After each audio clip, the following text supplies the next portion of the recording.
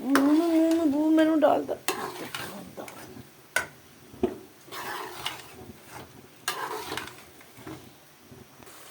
तो यहाँ पे भी हमने आलू को जो है वो अच्छे से भुनाई कर ली है। अब मैं इसमें डालने लगी हूँ शिमला। शिमला मैंने धो के कटिंग कर ली थी।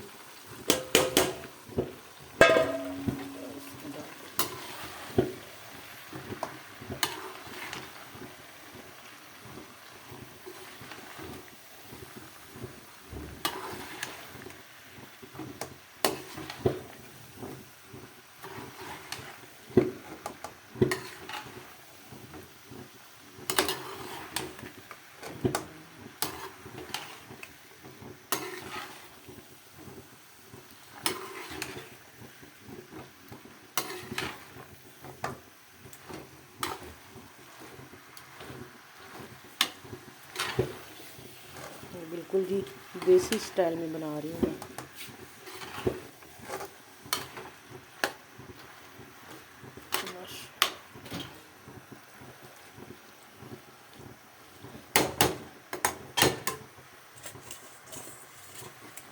इसको जो है